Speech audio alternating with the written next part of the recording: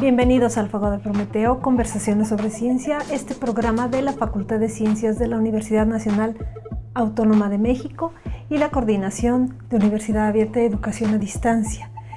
La luz es algo que nos rodea, que nos permite ver, que nos permite estar en este planeta.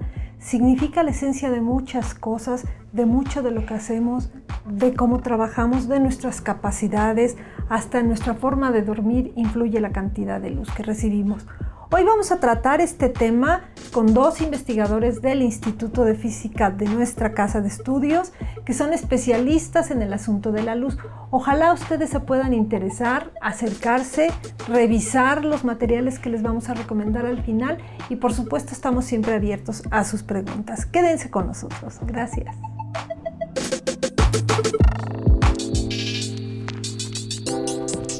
Cuando de luz se trata, muchas personas piensan rápidamente en el apagador que activamos en una habitación.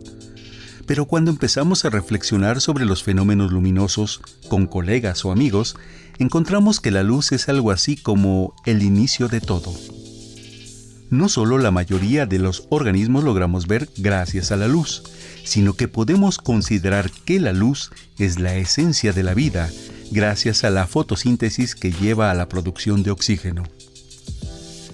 Pero estudiar la luz es mucho más que tecnología y aire, porque tiene que ver con el estudio del universo, con la biología, la física, la medicina, la arquitectura, la tecnología, la sostenibilidad del mundo y mucho más. Por razones de estudio y de existencia, el 2015 se celebró el Año Internacional de la Luz y las Tecnologías Basadas en la Luz, auspiciado por la UNESCO, Naciones Unidas para la Educación, la Ciencia y la Cultura, a iniciativa de Ghana y México. Tras el gran éxito de las muchas actividades realizadas en todo el mundo alrededor del tema de la luz, la UNESCO ha decretado que a partir del 16 de mayo de 2018 se celebre cada año el Día Internacional de la Luz, lo que permitirá proporcionar un foco anual para apreciar de forma continua el papel central que la luz juega en la vida de los ciudadanos del mundo, en las áreas de la ciencia, la cultura, la educación, el desarrollo sostenible y en campos tan diversos como la medicina, las comunicaciones y la energía. México seguirá siendo propositivo no solo por las iniciativas, sino por la organización de actividades, a lo que se suma la próxima construcción de una nueva sede del Museo de la Luz, dependiente de la UNAM, que fomente la participación activa de sus visitantes mediante el uso de una amplia gama de recursos interactivos, para descubrir y deleitarse con los fenómenos luminosos desde los ámbitos de la ciencia y el arte. Qué bueno que están como siempre con nosotros en el Fuego de Prometeo, conversaciones sobre ciencia. Ya saben que tratamos en estos programas de conversar con personas de la universidad sobre los temas de ciencia que les pueden interesar a todos ustedes, a cualquiera que sienta un poquito de curiosidad de los fenómenos que se viven en su país, en su región, en el mundo. Entonces, ojalá se queden con nosotros. Hoy vamos a hablar de un tema muy, muy lindo, que es el tema de la luz. Y para ello estamos platicando con dos personas que son expertas en eso. A veces no les gusta tanto que les diga expertos, pero en realidad lo son. Ustedes son profesores de la UNAM, con mucho reconocimiento. El doctor Luis de la Peña es un profesor emérito. Ana María ha sido directora de la Facultad de Ciencias, ha tenido considero yo uno de los cargos más importantes fuera de este país, trabajó muchos años para la Agencia de Energía Atómica. Entonces son personas que tienen una formación, pero que les gusta platicar con la gente y conversar sobre los temas de discusión que nos atraen a todos. Entonces hoy vamos a platicar de la luz y espero que les interese lo que les vamos a decir. Entonces vamos a empezar. Yo voy a empezar por una pregunta de algo que sé que a ustedes les apasionó enormemente cuando se creó y que les gustó desarrollar tanto que ahora hay una nueva etapa. Es un museo de la luz. Pocos países en el mundo tienen el privilegio de tener museos temáticos. ¿Por qué un museo de la luz? ¿Por qué deberíamos conocer sobre la luz? Ana María. Bueno, más bien yo preguntaría por qué no se hace un Museo de la Luz en otros países, porque para nosotros es resultado de lo más natural. La luz es algo que nos concierne a todos nos llega, literalmente. Sí. A todos nos interesa. todos tenemos que ver con ella, todos nos beneficiamos y quisiéramos saber más. Entonces, el Museo de la Luz pues es una entrada natural al tema. ¿En qué año se hizo el primer museo? Que bueno, ahorita está en una etapa de reconsideración. Este que hicieron, que estaba en el centro de la ciudad. ¿Qué año fue? Pues lo iniciamos en diciembre de 1994 y lo inauguramos en noviembre de 1996. Sí. O sea que está por cumplir 21 años en el centro histórico. Ya está viejito. ¿Y eso es un museo de la UNAM? Es un museo de la UNAM, sí, en un edificio de la UNAM.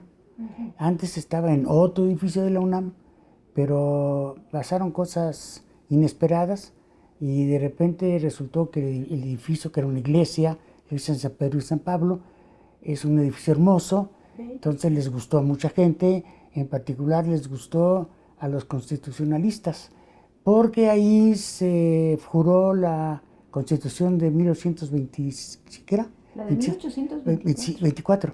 1924, y se juró ahí, además ahí Iturbide fue donde se nombró emperador, donde se coronó emperador ahí Iturbide, etcétera. Entonces pelearon el lugar como un lugar histórico para ellos y nos corrieron. ¡Ah, qué pena! Qué bueno que los constitucionalistas son importantes, pero tan importante era la luz y entender la luz. Entonces, estar en planes de una nueva etapa, ¿no? Sí, de una nueva sede, lo requiere el museo. El museo está funcionando y funcionando bien, se le puede visitar en San Ildefonso 43. En San Ildefonso están. Sí. San Ildefonso 43, ese es un número que no se olvida y vale mucho la pena además ir, porque sí tiene la mayoría de los equipos originales, los que diseñamos y armamos y construimos. Hace 21 años, siguen allí funcionando. Pero las bases del entendimiento de la luz ahí están. Entonces invitamos al público, visítenlo. Además, San Ildefonso es precioso. Sí, está en el patio Chicos de San Ildefonso, que lamentablemente no fue tomado en cuenta cuando se adecuó el resto del edificio, ¿no? Entonces no está en las mejores condiciones, pero ahí está, funcionando, mientras esperamos a que se defina una nueva sede. Bueno, pues mucha suerte con la nueva sede. Pero entonces vamos a entrar en el tema que lleva ese museo, que es la luz. En realidad hay una definición de la luz, es un fenómeno. ¿Qué es la luz? Porque decimos, sí, nos toca a todos, pero ¿qué es? ¿Cómo entenderíamos qué es la luz? Bueno, si le damos la definición técnica se puede, pero una definición más común y más general que todo el mundo va a entender es: la luz es eso que vemos con los ojos. Eso es la luz. Todo lo que vemos con los ojos, eso es luz. También hay luz que sentimos con la piel, por ejemplo, cuando nos ponemos la mano con un rayo de sol caliente, sentimos el calor. Esto no lo vemos, pero lo sentimos. O sea, hay luz que no vemos. Y también cuando prendemos la televisión, también son una forma de luz, que es la que entra por la antena al aparato. Esa es las radiofrecuencias, en este caso frecuencias de muy alta frecuencia, pero son radiofrecuencias, son distancias que son luz, son formas de luz. O sea, la luz es un fenómeno muy extenso que va desde las formas de radiación que se utilizan en la radiocomunicación, en el radio, las ondas de radio, que van desde ahí hasta más bajo, y pasa por la parte infrarroja, que la sentimos, nos calienta, nos da calor, pasa ahí una pequeñita fracción de todo el espectro de radiofrecuencia, electromagnético, que es la luz visible, que es pequeñito, y luego se sigue de frente ya con el ultravioleta y con los rayos X y los rayos gamma, se sigue sin parar hasta tan alto como se quiera. Pero este fenómeno, que es lo que radiación. Lo que vemos, sí, supongo que interesó a los humanos pues desde el inicio de la historia prácticamente. Claro, de la historia sí, me refiero. Sí, pero tenían una noción muy diferente de lo que es la luz, y no se distinguía en un principio entre la luz y la visión. Porque lo natural era que pues, la luz se viera, como dice Luis, ¿no? Y entonces la teoría dominante durante siglos era que vemos porque lanzamos como bolitas, particulitas que salen de los ojos, chocan con las paredes y con los otros objetos y después rebotan, y es cuando las vemos. Como que tenemos una bolsita de partículas metidas y las lanzamos. ¿Y cuándo cambió esto? Pues cambió así notablemente Tardíamente. hasta el siglo XI apenas, y gracias a los árabes. O sea, sí, también en la época de los griegos siempre había contestatarios, había gente que decía, no va por ahí la cosa, ¿no?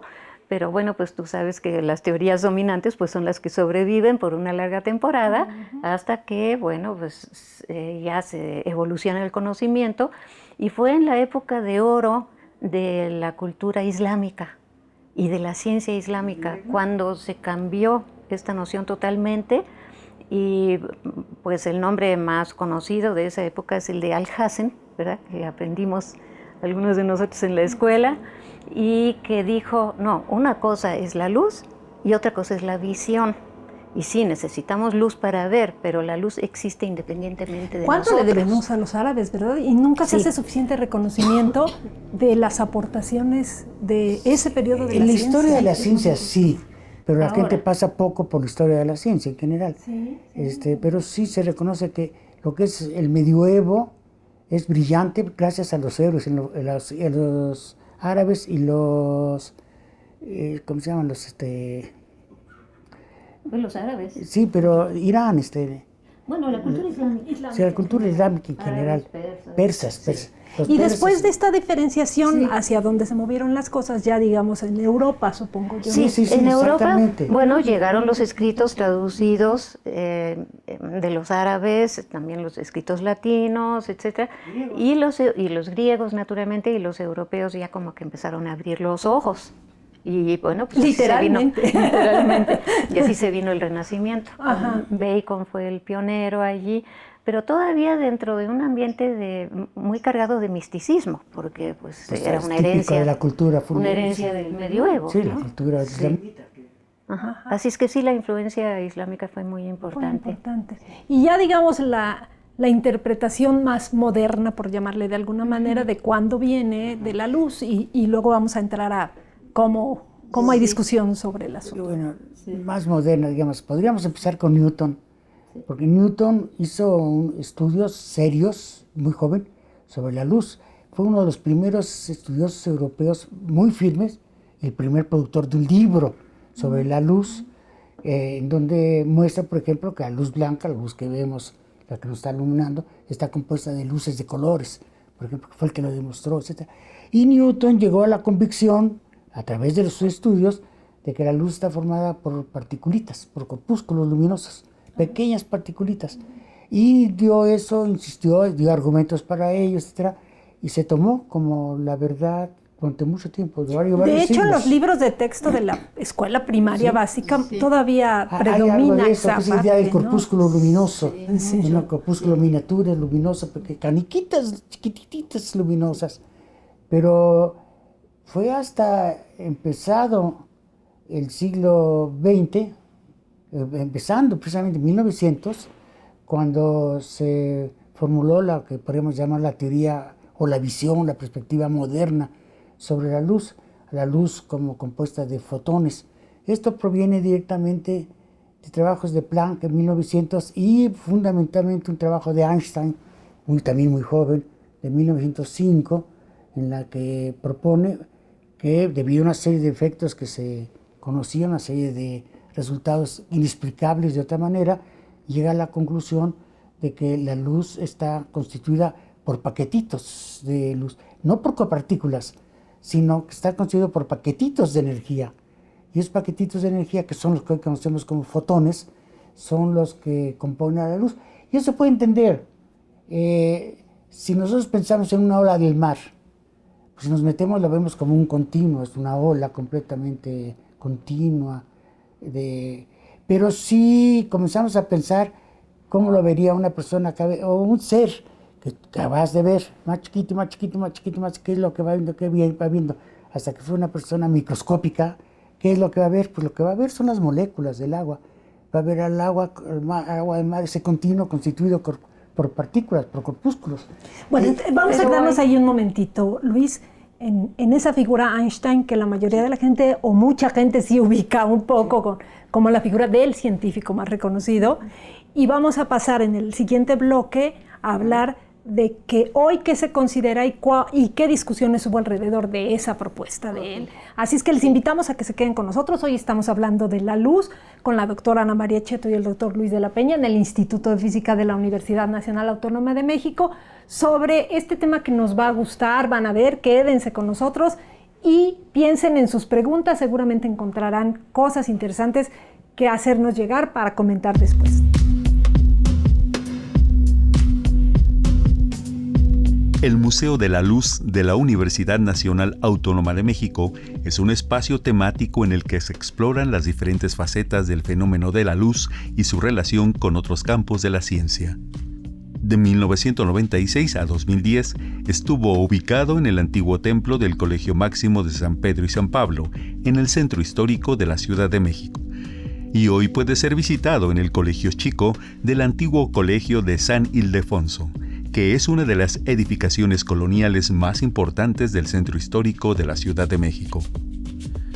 El Museo de la Luz tiene como misión contribuir a la formación de una cultura científica y tecnológica, así como fomentar el interés por la ciencia y la tecnología en la sociedad.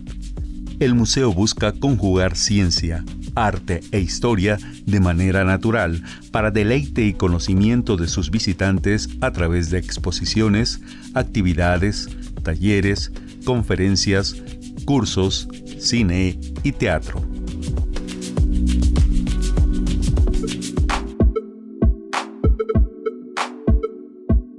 Qué bueno que continúan con nosotros en el Fuego de Prometeo, conversaciones sobre ciencia. Hoy estamos hablando de la luz y para que vean que en la ciencia no todo está establecido, que es como a veces les dicen, hay muchas controversias. Y qué bueno, porque eso permite las discusiones y el avance en un montón de conocimiento y en explicación de los fenómenos. Ana María, ¿qué controversias causó esta visión de la luz como corpúsculos o bloques o los fotones? Pues una controversia que todavía no se cierra, la verdad, ¿no? Y que ha existido siempre, o sea, se abrió desde, como decía yo, desde la época de los griegos. Quisiera yo hacer una acotación, y realmente el primer libro de óptica, y no era un libro, eran 7 libros, fue precisamente escrito por Alhazen. O sea, él dedicó 7 volúmenes a la óptica. A la óptica, que es, digamos, vamos a decírselo al público, sí, la ciencia que estudia la luz. Exactamente, sí, la luz y todo lo que se puede hacer con ella, ¿no? Y para entender la luz. Pero hay etapas previas a la que mencionó Luis, ¿no? De principios del siglo pasado, que son muy importantes, porque ya incluso contemporáneos de Newton no estaban de acuerdo con él en esto de que la luz está hecha de corpúsculos. Que en el caso de Newton pues se entiende porque él llegó a esa imagen por su experiencia con la muy exitosa teoría de la gravedad. Entonces se imaginó que los corpúsculos de luz también se desviaban por una atracción gravitatoria o algo por el estilo. Pero te digo, no todos sus contemporáneos estaban de acuerdo. Otros decían, no, es un fenómeno ondulatorio. Incluso Huygens, un científico famoso de la época, salió con una teoría ondulatoria. Y esta se vino a comprobar experimentalmente a principios del siglo XIX, en 1800, 1801, con estos famosos experimentos de Thomas Young que se pueden reproducir en casa. Búsquenos en internet, porque seguro hay cosas. Están en internet. Están en internet. Yo lo hice en casa y me funcionó muy bien. Simplemente con una cartulina, ¿verdad? Y 2 incisiones con una navaja muy fina y muy cercanas, y haces pasar la luz en un cuarto oscuro, haces pasar la luz de un foco y proyectas la imagen que pasa por las 2 ranuras en una pantalla oscura también, y tú crees que vas a obtener dos líneas, las incisiones de las navajas. Pues no, obtienes un patrón, lo que se llama el patrón de interferencia. Y para Young, que era médico por cierto, eso era una prueba clara de que la luz es un fenómeno ondulatorio. Pero los ingleses dijeron, no, esto ni lo publiques porque contradice a Newton. Y los franceses, poco después, fueron los que desarrollaron toda una teoría matemática para demostrar que Newton tenía razón y que sí se trata de un fenómeno ondulatorio. Ojo maestros, si nos están viendo maestros, pueden hacer este tipo de experimentos con sus chicos en clase y van a aprender muchísimo. Se aprende mucho y aún así establecida la teoría ondulatoria de la luz, que tuvo su culminación con la teoría de Maxwell, ¿verdad?, de que la luz es una onda y que hasta predice la velocidad con la que se propaga cualquier luz, todas con la misma velocidad, sea la luz visible, sea las ondas electromagnéticas de radio de las que habló Luis, o los rayos gamma, todos se propagan con la misma velocidad. En todos los casos se trata de radiación electromagnética, que es un fenómeno ondulatorio que se propaga. Eso ya quedó clarísimo. Después viene Planck, viene Einstein y dice, aquí hay un efecto corpuscular. ¿A qué se debe este efecto corpuscular y cómo podemos hacerlo compatible con la idea de las ondas? Esa es la gran pregunta, ¿no? Aquí surge la dualidad corpúsculo-onda. ¿Y querían hacerlo compatible o querían que una de las dos teorías prevaleciera? Hay de todo. Eso siempre se presenta en ciencia, ¿verdad? Claro, sí, sí. Pero las dos tienen su razón de ser, ¿no? Y tenemos diferentes puntos de vista. Incluso puede ser que Luis y yo no estemos totalmente de acuerdo, ¿no? Porque también nuestra noción como físicos que estudiamos la fundamentación de los fenómenos cuánticos, pues nos vamos formando una imagen. Y la imagen que yo me he formado, no soy la única, es que sí, es cierto, hay un aspecto de paquete discreto, digamos, corpuscular, cada vez que la luz es absorbida o es emitida por átomos o por moléculas, ¿no? Entonces es cuando hay esa emisión o absorción de una cierta cantidad de energía que se emite como lo que se llama fotón. Eso es lo que le da, a mi manera de ver, eso es lo que le da la razón de ser al fotón. Pero como lo decía Feynman, ¿no? El famoso físico norteamericano, premio Nobel Richard Feynman, cuando vas al súper a comprar el arroz y lo compras en paquetes de a kilo, tú sabes que no es que el arroz se dé en bolsas de kilo, ¿no? No crece así, pero tú lo compras así. Así pienso yo acerca de la luz. Pero bueno, me gusta mucho esta analogía que haces y me gusta mucho el planteamiento de la controversia, porque eso abre la imagen, ojalá que haya chicos de bachillerato viéndonos, la idea de que hay muchas cosas en ciencia que todavía requieren mucho trabajo y mucha discusión y que se van encontrando nuevas interpretaciones. Eso es importante. Bueno, yo lo pondría un poco diferente. La ciencia es algo que está en construcción. Es decir, nadie ha terminado con la ciencia, no se ha acabado la ciencia, sino esto es algo que va a progresar y seguirá progresando. No sabemos ni cómo ni para dónde, pero va a ir sigue avanzando. Y eso es importante que lo entiendan también los chicos desde la secundaria y el bachillerato, porque entonces encontrarán atractivo entenderla para empezar y quizá muchos de ellos dedicarse a esto. Para continuarla. ¿No? Para escarbarle un poquito más. Sí. Bueno, vamos a pasar un poquito más al área de, el origen de la luz. Vámonos otra vez de regreso, pero no al origen del estudio. ¿De dónde nace la luz? ¿Dónde nace la luz? ¿Cómo nace la luz? Pues lo acaba de decir Ana María, esencialmente. La luz nace de la emisión por la materia de luz. Es decir, son los átomos, los electrones atómicos, los que al hacer pasar de ¿cómo diríamos? Oficialmente de un nivel a otro, o sea, de un estado a otro, emiten luz, emiten la energía sobrante, como luz, toda la energía que les sobra, la sueltan. Esa es la luz que sale. Si uno habla de los 13,000 y algo millones de años, que en la cabeza de algunos de nosotros suena muchísima, una cifra enorme, de origen del universo, ¿en qué momento podemos hablar de la luz? El universo nace, hasta donde entendemos, como energía. Y esa energía es lo que finalmente, en esa energía va a ser viento, ya es la luz. Luz de muy altas frecuencias, de muy alta temperatura, pero eso es luz en última instancia. Luz que se transformó rápidamente en radiación, en materia misma, y algún tiempo después incluso en radiación electromagnética, la que vimos, la luz que hoy vemos, que se formó en ese momento y que logró pasar a través de la materia, llegar a cubrir, a llenar todo el universo, pues cuando el universo se hizo transparente. Al inicio no era transparente, la luz estaba encerrada dentro del universo, no se podía mover, pero ese universo se fue enfriando, y conforme se fue enfriando se fueron produciendo los átomos, y una vez que se produjeron los átomos, la luz estuvo en condiciones de viajar por el universo, pues de liberarse. Y en la actualidad la luz que vemos está producida precisamente por la luz del sol, por la energía que se libera. El sol está liberando una cantidad enorme de energía, como los datos los recién se los tiene Ana María en la cabeza ahorita, pues está liberando una cantidad enorme de energía. Parte de ella es visible, esa parte, y parte de esa radiación visible nos llega a nosotros. Además, el sol, hay que entender, el sol está radiando en todas las direcciones. De manera que lo que nos llega es una parte ínfima de lo que él llega. Esto de la luz y el origen del universo y esas imágenes maravillosas que nos muestran siempre los astrónomos, yo creo que la astronomía es muy sexy por eso, porque sí. Las imágenes, todo lo que nos generan, hacen soñar. Por eso el cielo siempre nos ha apasionado, pero ya la astronomía como tal y todo lo que hacen los astrónomos puede ser fascinante, entender de dónde viene esa luz de las primeras estrellas, etcétera, ¿no? Sí, y se encuentra uno con sorpresas. Nosotros todos los días nos encontramos todavía con sorpresas. Por ejemplo, el hecho de que la mayor parte del universo está oscura, ¿no? Porque son unas cuantas fuentes de luz las que hay, las estrellas grandes, estrellas chicas, la nuestra que es una estrella mediana, y nosotros vemos el sol que da tanta luz que creemos que todo está lleno de luz, pero no. El universo es negro. Es negro, es oscuro. Y solamente ves luz ahí donde llega esa luz emitida por algún astro y choca con alguna materia. Y eso es lo que...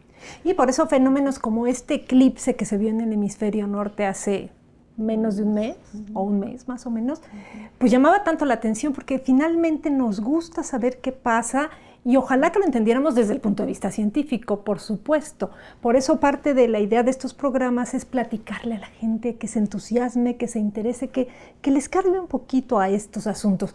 Vamos a pasar en un siguiente bloque a hablar de otros aspectos de la luz. Podríamos hacer toda la serie de programas nada más de la luz, ¿verdad?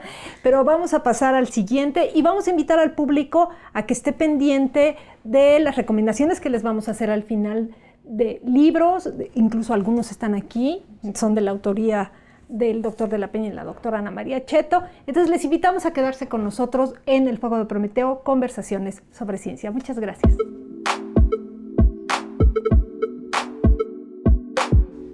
Qué bueno que están con nosotros en este programa sobre la luz.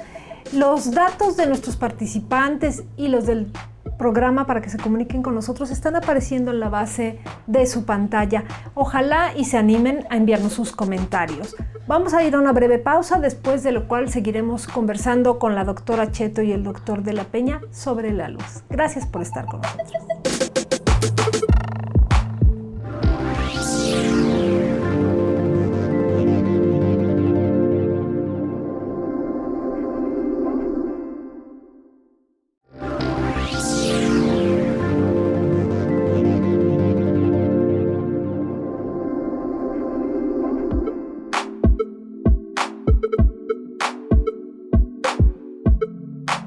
Qué bueno que se quedan con nosotros en El Fuego de Prometeo, conversaciones sobre ciencia. Seguimos platicando de este tema apasionante que es la luz, bueno, como muchos en ciencia.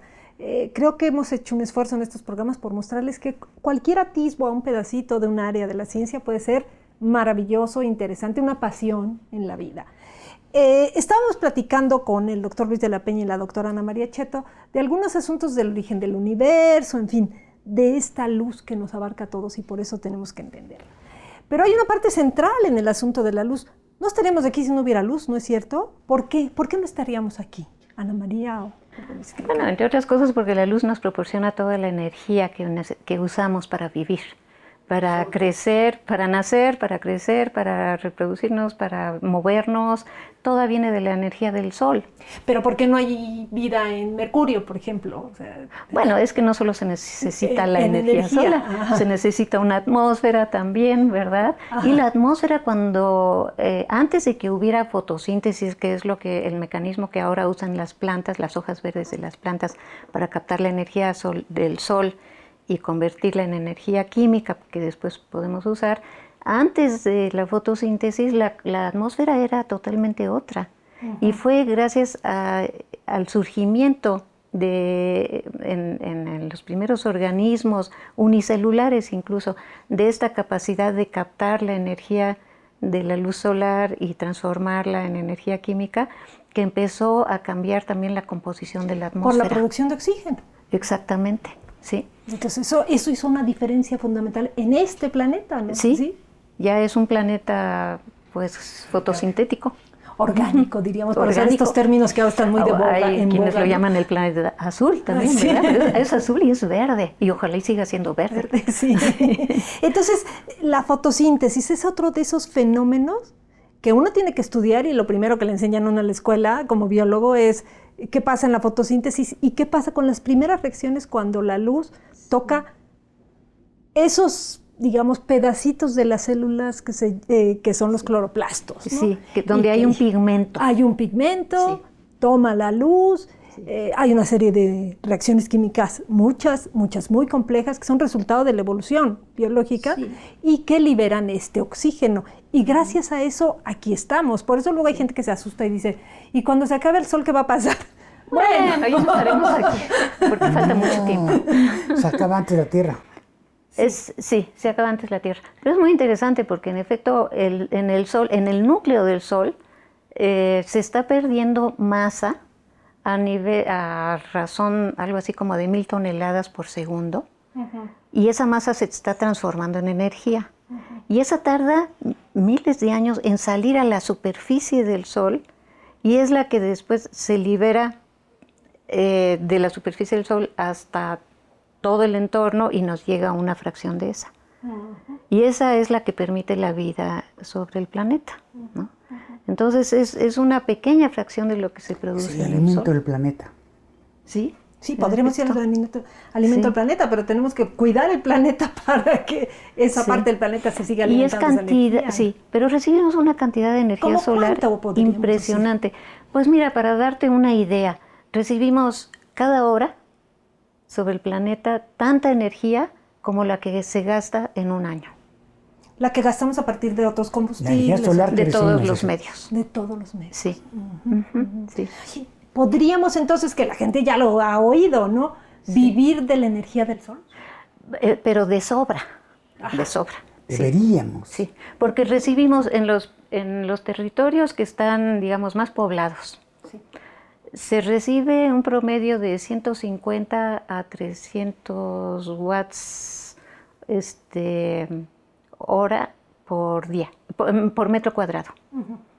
Y eso significa que hay energía suficiente para que en cada una de nuestras casas pues pudiéramos, cubriendo el techo de paneles, de celdas, de otras formas de captar la energía del sol, que no necesariamente todas son fotovoltaicas, también se pueden usar colectores solares, térmicos, etcétera.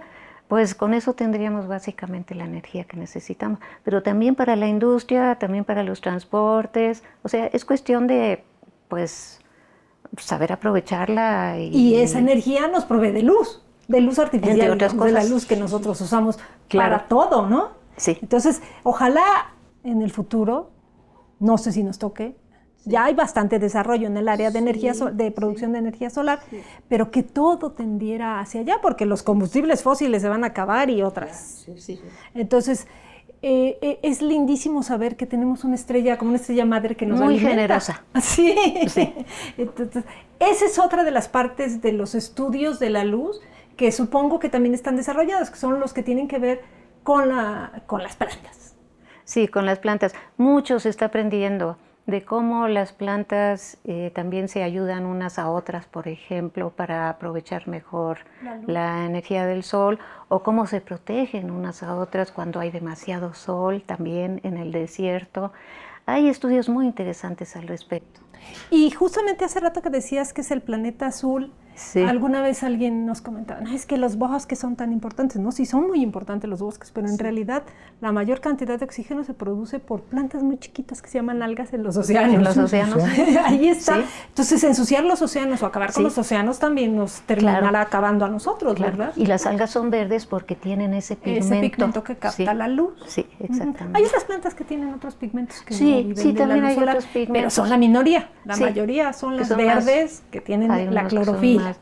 Unos que son más rojos, otros más amarillos. Sí. De hecho, en el otoño muchas de las hojas pierden el color verde porque son pigmentos que se secan más rápido y quedan los pigmentos color rojo, color amarillo, y es lo que cambia el color de las hojas. Y bueno, nos gusta mucho hablar entonces de cuidar el ambiente, cuidar las plantas, pero ¿qué pasa con la luz y nosotros, con las personas?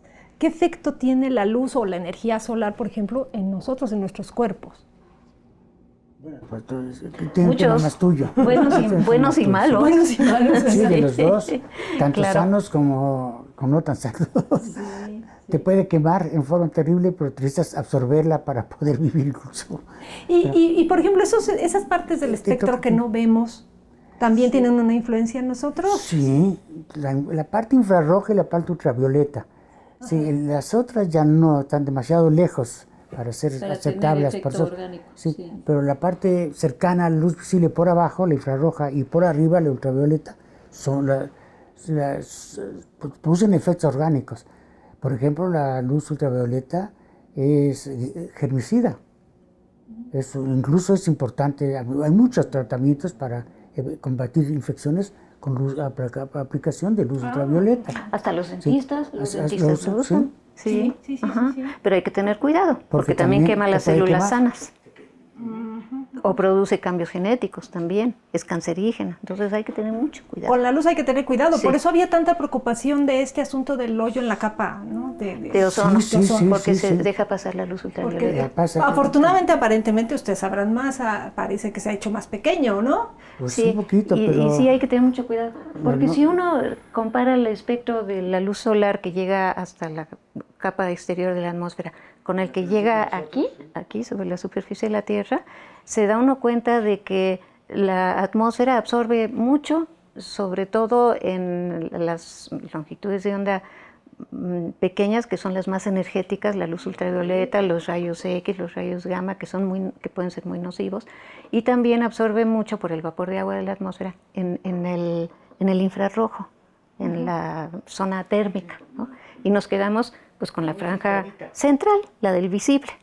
Digo, no es casual que la visión humana, la visión en general de los mamíferos, pero también de la mayoría de los animales, esté centrada en lo que llamamos el visible. Es que es la zona donde más intensa nos llega la luz solar. Estamos hechos para la luz. Esa Sí. es una frase que me gusta, estamos hechos para la luz. Sí. Y entonces, como estamos hechos para la luz, hay muchas más aplicaciones. Ya decíamos de la óptica, que es como esta rama que estudia la luz, pero estudia sus aplicaciones. ¿Qué tipo de aplicaciones les vienen ahorita a la mente, por ejemplo? No, Aparte de los lentes que traemos los tres, ¿verdad? Sí. ¿Qué tipo de aplicación tiene? ¿Que la óptica o...? Sí. Uy, pues... La óptica es el estudio no solo de los efectos luminosos en sí mismos, sino los efectos de los aparatos que manejan la luz, los instrumentos.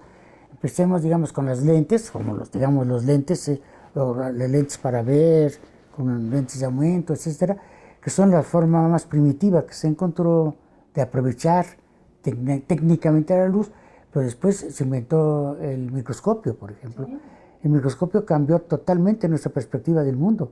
Nos abrió una visión hacia el mundo microscópico, que es todo un mundo enorme, ¿no? Que es un mundo mucho más vasto que el que conocemos, que el visible, pero muchísimo. Pero ¿no? muchísimo, pues simplemente todas las bacterias que viven asociadas a nuestro Exactamente. cuerpo. Estamos llenos de microbios, ¿no?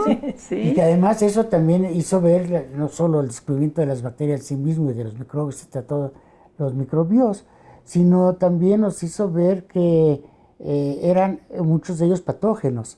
Y eso abrió el camino a la medicina en muchos aspectos. De manera que el simple invento del microscopio transformó realmente a la humanidad, a nuestra forma de vivir, de nuestra perspectiva de vida, etcétera. Y el otro gran invento que transformó nuestra forma de ver, de ubicarnos en el universo, es el telescopio. La dirección opuesta, ya no hacia lo chiquito, sino hacia lo grandote. ¿Sí? Y también eso nos comunicó en algún sentido con el universo. No, y sí debe cambiar nuestra visión de la vida, porque nos cuesta mucho imaginar qué tan pequeños somos y qué papel jugamos y cómo entendemos ese entorno que está ahí, ¿Qué es esta ¿no? tierra, verdad? Lo Sí, lo frágil es todo y lo lo que estamos tenemos. destruyendo, lo estamos sacando con ella. Sí. Entonces sí, la luz tiene todas esas aplicaciones y muchas más, me imagino, en otros campos. Y hoy en día tiene muchas aplicaciones en, una rama que se ha dado en llamar fotónica. Ajá. Digamos que ya es una rama más especializada de la óptica, es la óptica moderna basada en el hecho de que, de todos estos efectos fotónicos de los que hablábamos ya a escala microscópica, y que se ha desarrollado básicamente a partir del funcionamiento de los primeros láseres. Ajá. En los años 60 del siglo pasado, ¿no? O sea, llevamos 50 años de un desarrollo realmente impresionante de la fotónica, que combinada con la electrónica y con el desarrollo de nuevos materiales con propiedades así muy específicas, lo que se llaman los metamateriales, está revolucionando muchos aspectos, no solamente desde un punto de vista técnico, sino en la industria y en la vida cotidiana. Muy bien, estamos acercándonos al último bloque de esta conversación. Hemos avanzado mucho en tratar de explicarles, aunque sea un poquito, qué es la luz y este fenómeno que nos cubre a todos, pero que además es fascinante. Los invitamos a quedarse con nosotros al último bloque de esta conversación sobre la luz con la doctora Ana María Cheto y el doctor Luis de la Peña en el Instituto de Física en la Universidad Nacional Autónoma de México.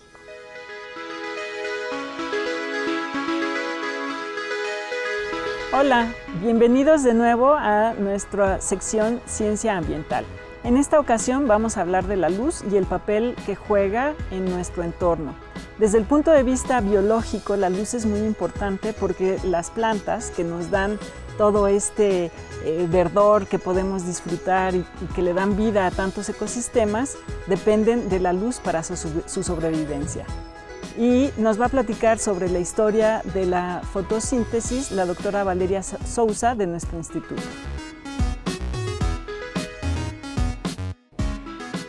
Si tenemos la suerte de estar viendo el cielo estrellado en un lugar sin luz, como Cuatro Ciénegas, que es mi lugar favorito en el planeta Tierra, vemos a la Vía Láctea, esta especie de chorreadero de estrellas, y hay tanta luz en el cielo nocturno que puedes ver sin tener una linterna, inclusive noches sin luz.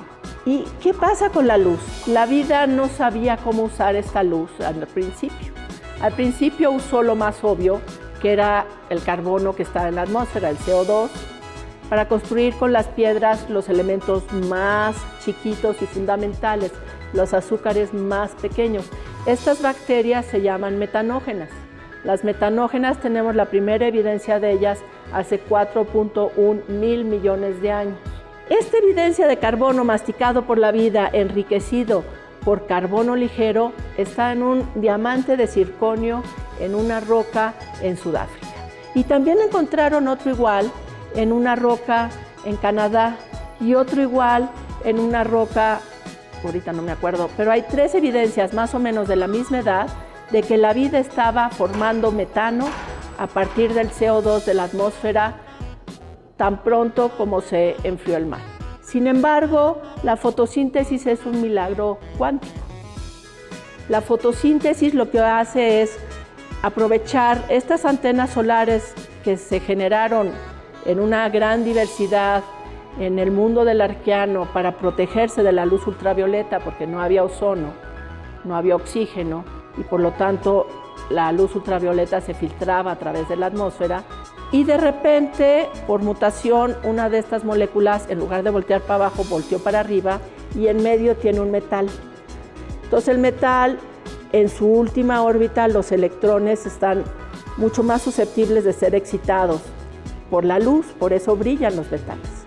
Entonces, al llegar un fotón del Sol, este electrón de la última órbita del metal brincó cuánticamente, eso es lo que hace cuando brillan, pero aquí lo que pasó es que había una serie de anillos de carbono alrededor que brincaron también al brincar el metal, y entonces todos suben a un nivel de energía superior, y el milagro de la fotosíntesis es que esta vibración a otro nivel cuántico es transmitida a través de la membrana, es capturada por proteínas en la membrana y es usada esta energía para juntar carbonos y hacer azúcares, y juntar fósforos y hacer ATPs.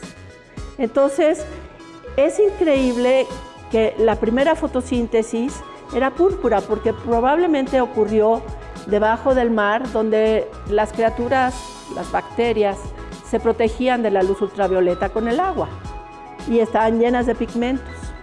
Entonces, como estaba a cierta profundidad, no entraba la luz directa y esta primera fotosíntesis era verde oscuro y púrpura.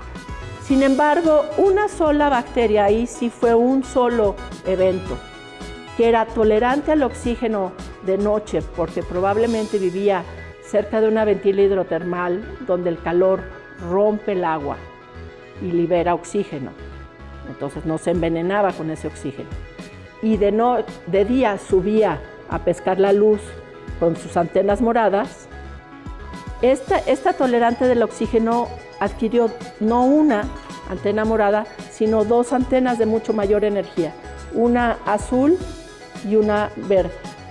Y estas bacterias surgieron en lo que se llaman tapetes microbianos.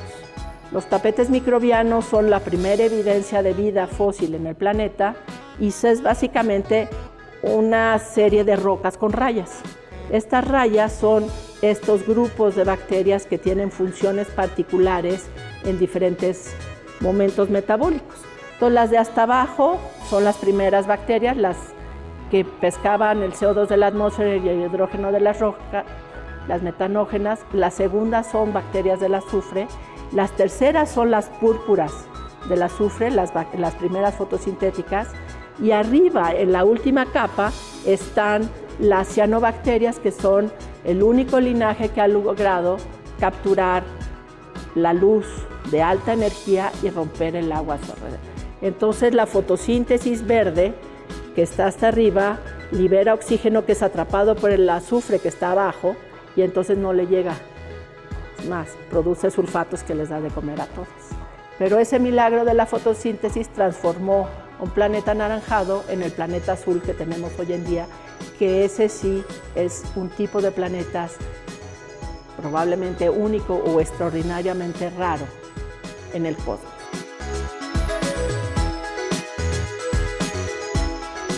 Bueno, pues como ya vimos, la luz ha jugado un papel muy importante en la evolución de este planeta.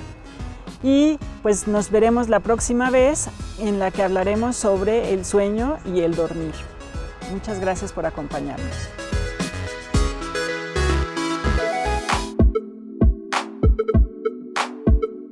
Qué bueno que están con nosotros. Se nos ha ido el tiempo volando. Hablar de temas tan apasionantes como la luz, por supuesto, significan, para quienes nos interesa tocar estos temas, un reto, pero también la necesidad de transmitirles a ustedes la idea de la pasión por la ciencia, de lo que significa investigar, discutir, platicar sobre esto y todo lo que falta por conocer. Y al respecto, bueno, se llegó a acuerdos internacionales de celebrar a la luz. ¿Qué año fue el Año Internacional de la Luz y qué actividades se echaron a andar para esa celebración? ¿Qué es y quién la decretó? El Año Internacional de la Luz, por supuesto. Lo decretó nada menos que la Asamblea General de las Naciones Unidas. Ajá. Además, fue la primera ocasión en que un año internacional fue aprobado por aclamación por las Naciones Unidas sin necesidad de que hubiera una votación. Wow. Sí. O sea que realmente los convencimos, ¿verdad? Recuérdale al público qué año y cómo fue en 2015 y fue todo un año dedicado a actividades relacionadas con la luz. La luz y la salud, la luz en la arquitectura, la contaminación lumínica, la luz de las estrellas, la luz en el laboratorio, la luz en las artes. Y algo muy bonito que sucedió durante el año fue que mucha gente abrió los ojos a la luz. Se hicieron muchas actividades también educativas, de divulgación en todo el mundo, y fue como una oportunidad para confluencia de disciplinas, de saberes, porque pues cada quien sabe algo acerca de la luz, nadie sabe todo, y descubrimos facetas muy interesantes. Y esa lista de temas que acabas de mencionar, de los cuales pues no podríamos cubrirlo todo en un programa. No, falta un año. El arte sí. Tiene que ver con la luz. La pintura es mucho luz. Entonces, la arquitectura, Sí. que hay quien ha hecho obras maravillosas de arquitectura aprovechando la luz y que ahora hay muchos proyectos de arquitectura sostenible, como se le llama, y tiene que ver también con aprovechar la luz. Ese fue el 2015, Año Internacional de la Luz. ¿Qué resultados tuvieron? ¿Qué evaluación hicieron de todo lo que sucedió durante el 2015? La evaluación fue positiva, se entregó un informe a la UNESCO con pues, la lista de actividades que se habían desarrollado en todo el mundo y el tipo de impacto que había tenido, a cuánta gente congregó, cuántas personas asistieron, visitaron las páginas del Año Internacional de la Luz que se crearon en todos los países, etc. Y fue un año realmente de mucha actividad y con impacto porque también una buena parte de las actividades tenían una intención educativa o de concientización. Por ejemplo, acerca de la iluminación, de la calidad de la iluminación en las ciudades.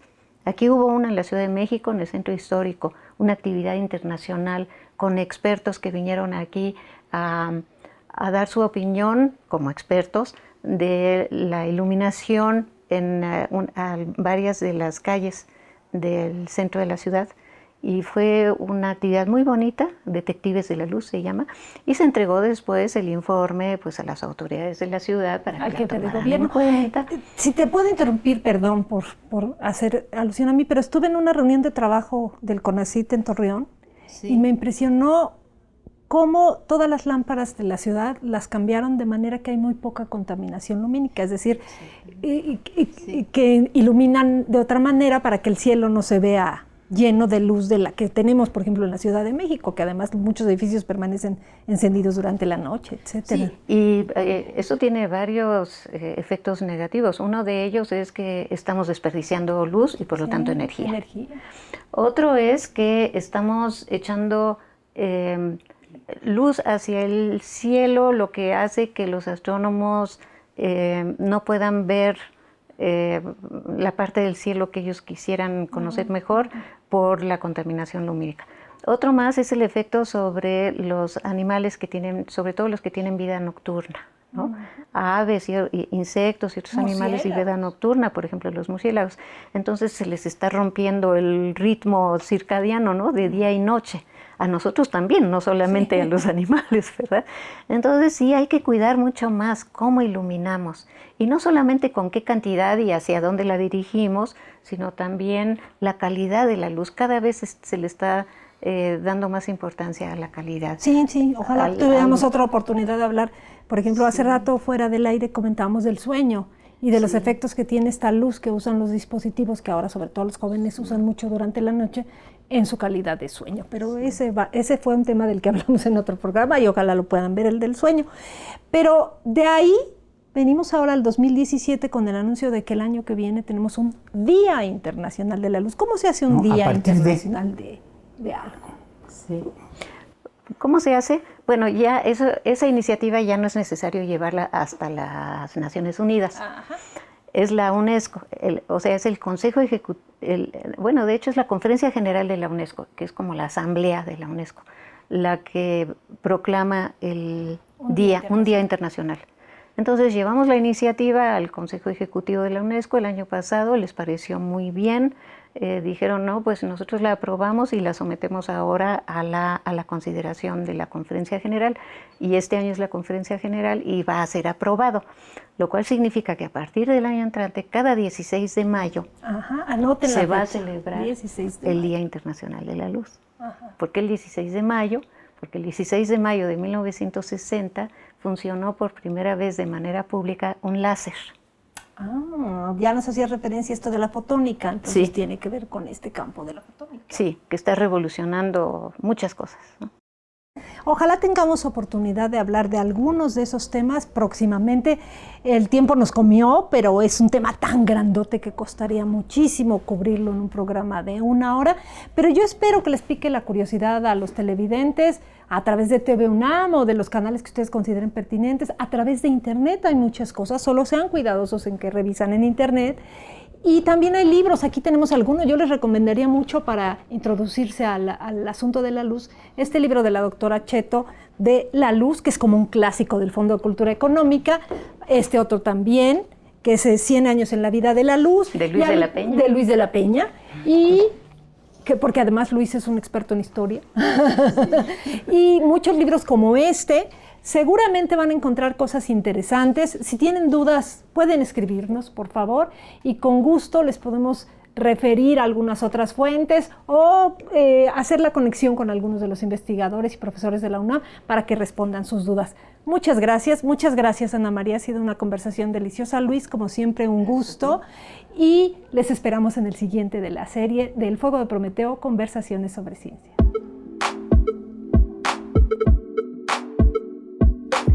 Qué bueno que nos han acompañado hoy para hablar sobre la luz. Ojalá lo que les hemos dicho sea de su interés y ustedes se animen a buscar más información bien documentada, si es de la Universidad Nacional Autónoma de México, mejor. Ojalá que nos acompañen en otros programas de la serie. Saben que como siempre estamos abiertos a responder a sus dudas. Gracias por permanecer con nosotros en el Fuego de Prometeo, Conversaciones sobre Ciencia.